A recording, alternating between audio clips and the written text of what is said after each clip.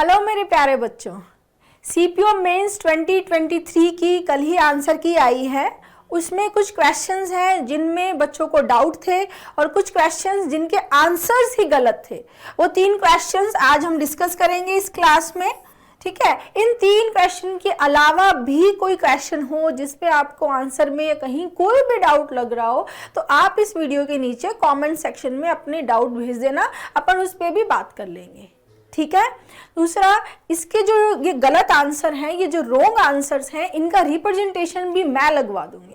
आप उसके लिए बिल्कुल परेशान मत होना, आप फ्री होकर अपनी पढ़ाई करो क्योंकि नेक्स्ट सीपीओ भी आ ही रहा है। क्लियर है? तो सबसे पहले अपन ये तीनों क्वेश्चंस को बहुत अच्छे से देख लेते हैं, स्टार्ट करते हैं। देखो, ये जो क्वेश्चन था इसको मैंने सबसे पहला क्वेश्चन आपका ये सेंटेंस इंप्रूवमेंट का क्वेश्चन है। ठीक है, क्वेश्चन है when he was falsely accused of embezzlement, जब उस पे झूठा आरोप, falsely मतलब झूठा, accuse मतलब आरोप लगाना, लगाया गया किसका? embezzlement का।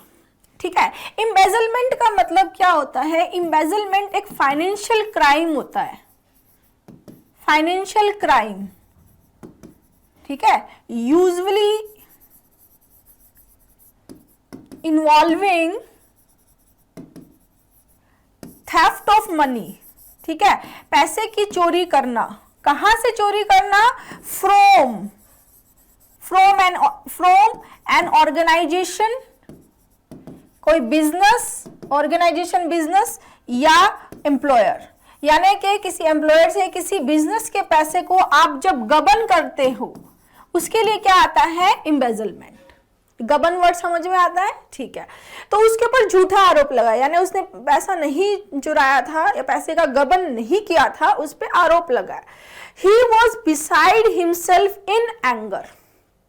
ठीक है, अब आपको ये पढ़ने में थोड़ा अटपटा लग रहा होगा क्योंकि beside का मतलब होता है बगल में, beside का मतलब होता है मेरे बच्चे next to।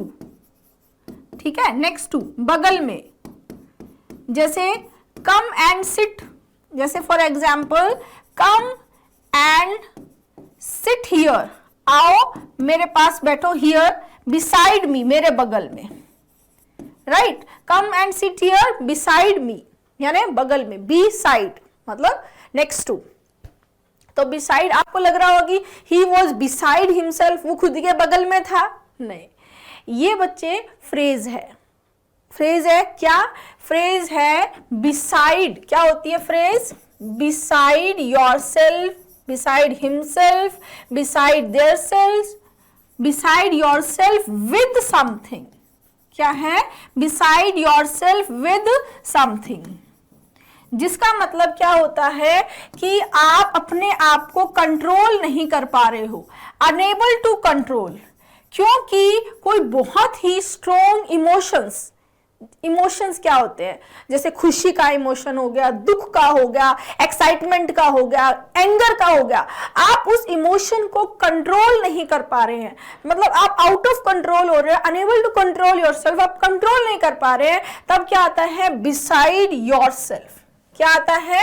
Beside yourself. जैसे उसको बहुत ज्यादा दुख हुआ तो वो अपने आप को कंट्रोल नहीं कर पाया, तो beside yourself with something. Right, जैसे फॉर एग्जाम्पल दे वर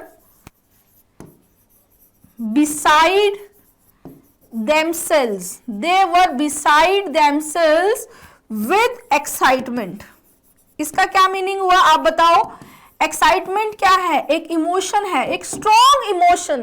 कोई स्ट्रॉन्ग इमोशन इतना हो जाए कि आप कंट्रोल नहीं कर पाओ, तब क्या आता है? Beside yourself. तो बोल रहे हैं दे वर बिसाइड देमसेल्व्स, वो कंट्रोल नहीं कर पाए किस इमोशन को? With excitement.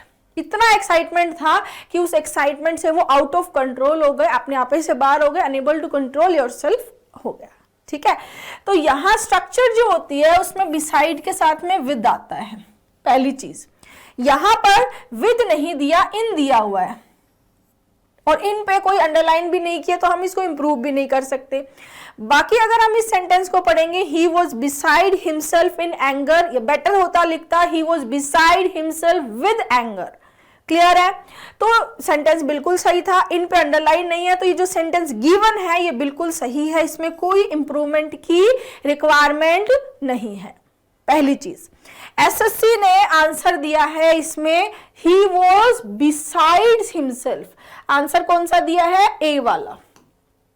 ए आंसर नहीं हो सकता, बिसाइड्स। बिसाइड्स को अगर मैं बताऊं तो बिसाइड्स का मतलब क्या होता है? देखो एक्स्ट्रा एस लगा है, इसको ऐसे याद करेंगे, एस एक्स्ट्रा लगा है तो ये एक्स्ट्रा है। एक्स्ट्रा मतलब इन एडिशन टू, के अलावा, ठीक है? इन एडिशन टू माने के अलावा। जैसे ही knows Hindi besides English, English तो उसे आती है, उसके साथ में उसको हिंदी भी आती है, तो बिसाइड्स मतलब इन एडिशन टू।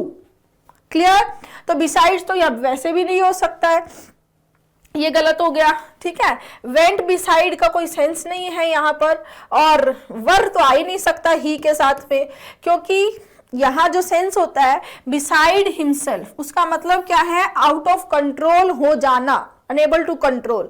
तो यहाँ बिसाइड हिमसेल्फ बिल्कुल सही है, विद होता तो और भी बेस्ट था। तो इस पे आप रिप्रेजेंटेशन की चिंता आप मत करना, वो मैं करवा दूंगी, ठीक है? और ये आंसर इसमें नो इंप्रूवमेंट होगा। क्लियर? नेक्स्ट क्वेश्चन है, ये आपका पैसिव का क्वेश्चन है। दो क्वेश्चन जो बचे हैं वो दोनों ही एक्टिव पैसिव के क्वेश्चन है। अब देखो, she held the child's hand firmly. She ने बच्चे का हाथ बहुत ही स्ट्रोंगली, फर्मली पकड़ा था, ठीक है? हो हेल्ड कौन सी फॉर्म है? देखो, होल्ड, हेल्ड और held. Hold verb first, held verb second और हेल्ड वर्ब थर्ड। यहां ये वर्ब सेकेंड की तरह यूज हुआ है, क्योंकि अकेली वर्ब थर्ड तो वैसे भी कभी भी नहीं आ सकती है। क्लियर? तो ये कौन सा टेंस हो गया? वर्ब सेकेंड कौन सा टेंस है? Past simple tense. कौन सा टेंस है मेरे बच्चे? पास्ट सिंपल, ठीक है? तो पास्ट सिंपल टेंस की क्या स्ट्रक्चर होती है एक्टिव में? पास्ट सिंपल टेंस की स्ट्रक्चर होती है वर्ब सेकेंड, ये कौन सी है? एक्टिव। पैसिव बनाएंगे तो बनेगी was, were plus verb third, ये कौन सी बनेगी? पैसिव, ठीक है? जैसे for example, he wrote a letter, he ने एक लेटर लिखा, ही रोट अ लेटर, ठीक है? पैसिव बनाएंगे क्या बनेगा? अ लेटर रोट, जो वर्ब की कौन सी फॉर्म है? Second form. कौन सी फॉर्म है मेरे बच्चे? Second form. किसमें चेंज हो जाएगा? Was plus verb third. Was written by him, क्या बनेगा? Was written by him. यानी पास्ट सिंपल जो वर्ब सेकंड होता है उसको जब हम पैसिव में चेंज करते हैं तो वो कन्वर्ट हो जाता है was verb plus verb third, right? तो यहां देखो, यहां हैज बीन आया है, ये प्रेजेंट परफेक्ट पैसिव हो गया। तो प्रेजेंट परफेक्ट पैसिव तो यह बन नहीं सकता है, क्योंकि सेंटेंस किस में है? पास्ट में है। एक्टिव पैसिव में एक चीज हमेशा ध्यान रखना है, टेंस चेंज नहीं होता है। टेंस पास्ट है तो पास्ट रहेगा, प्रेजेंट है प्रेजेंट रहेगा, फ्यूचर है तो फ्यूचर रहेगा। इज नहीं हो सकता, ये प्रेजेंट हो गया, ठीक है? यहां पर वर्ब सेकंड ही रखा है, पैसिव बनाया ही नहीं गया है, तो ये भी नहीं होगा। राइट आंसर क्या होगा? Was plus verb third, was plus held, ठीक है? तो यहां जो child hand was held formally, child के हैंड को फॉर्मली पकड़ा गया, ठीक है? ये सब्जेक्ट था यहाँ पर शी, इसको हटा दिया, और ये जो ऑब्जेक्ट था उसको क्या बना दिया? सब्जेक्ट। बाय हर लिखता तो भी सही था, नहीं लिखा है तो भी कोई दिक्कत नहीं है। क्लियर है स्टूडेंट्स? और इसमें आंसर दिया है हैज बीन हेल्ड, जो नहीं होगा, ठीक है? नेक्स्ट, हाँ, पे दैट बिल टुडे, उस बिल को पे करना है आज, टुडे। तो ये कैसा भाव है? ऑर्डर, कमांड का या ऑर्डर का भाव है, ठीक है? आपको इस सेंटेंस में कुछ अलग लग रहा होगा, क्या अलग है? इसमें सब्जेक्ट नहीं है, सब्जेक्ट नहीं है। तो ऐसा सेंटेंस जिसमें सब्जेक्ट नहीं होता है, ऑर्डर, कमांड, रिक्वेस्ट का भाव होता है, उनको हम बोलते हैं इंपैरेटिव सेंटेंसेस। क्या बोलते हैं? Imperative sentences. ठीक है, इंपैरेटिव सेंटेंस। इंपैरेटिव सेंटेंस में जिस तरह से हम बात करते हैं, जैसे कोई बिल्कुल इजी सा एग्जांपल ले लेते हैं, टेल हर, उसको बोलो टू वेट हियर, उसको बोलो यहां वेट करे, tell her to wait here, ये एक्टिव है। ठीक है, पैसिव बनाते हैं तो क्या करते हैं? पैसिव में सबसे पहले हम लेते हैं लेट, ठीक है, उसके बाद ऑब्जेक्ट, उसके बाद में बी, फिर जो वर्ब आई है वर्ब फर्स्ट, उसको किस में चेंज कर देते हैं? Verb third. देन जो कॉम्प्लीमेंट वाला पार्ट है वो एज इट इज आ जाता है। क्लियर? जैसे जो स्ट्रक्चर होती है वो स्ट्रक्चर क्या होती है? वर्ब फर्स्ट है, देन ऑब्जेक्ट है, देन कॉम्प्लीमेंट है, राइट? ये एक्टिव की स्ट्रक्चर है। पैसिव बनाते हैं, लेट लेंगे, देन ऑब्जेक्ट आएगा, देन बी आएगा, देन वर्ब सेकंड आएगी और आगे कॉम्प्लीमेंट आ जाए, राइट? तो इसमें भी वही चीज की, लेट हर, ठीक है, फिर ये टेल को बनाया told, be told, be plus verb third चाहिए ही चाहिए, बी प्लस वर्ब थर्ड नहीं तो पैसिव नहीं, गोल्डन रूल है, बी प्लस वर्ब थर्ड हमें चाहिए। ठीक है, अब चलते हैं ऑप्शंस पे। ऑप्शंस में आप देखो यहां इज गोइंग टू फॉर्म दे दी है प्रेजेंट की, ये नहीं हो सकती है। फिर है इसमें ये वाला विल वाला, विल ये फ्यूचर को बता रहा है, जबकि हम प्रेजेंट की इंपैरेटिव अभी कमांड ऑर्डर की बात कर रहे हैं, टुडे की बात कर रहा है, और विल किसको बता रहा है? फ्यूचर को, तो ये नहीं होगा। अब जो डाउट है वो डाउट है बी और सी में, क्योंकि एसएससी ने जो आंसर दिया है वो बी दिया है। शुड का यूज हम पैसिव में तब करते हैं जब भाव एडवाइस का, सजेशन का, ऑब्लिगेशन का, रेकमेंडेशन का भाव होता है। इसको समझेंगे, जब क्या भाव होता है? एडवाइस, सजेशन, ठीक है, रेकमेंडेशन, ऑब्लिगेशन, तब हम क्या यूज करते हैं? शुड यूज करते हैं। जैसे फॉर एग्जाम्पल के लिए देखो, लव योर कंट्री, अपने देश से प्यार करो, लव योर कंट्री। अब इसका पैसिव ये क्या है? एडवाइस है, रेकमेंडेशन है, क्या है? क्या बनेगा? Your country should be loved. Clear है? और एग्जाम्पल देखो, जैसे मैं बोलूं फीड द पुअर, गरीबों को खाना खिलाना चाहिए, फीड द पुअर। पैसिव बनेगा क्या? The poor should be fed. समझ में आया? तो अब जब ऑर्डर का भाव, जब एडवाइस, सजेशन इस तरह के भाव होते हैं तब हम क्या यूज करते हैं? शुड का यूज करते हैं।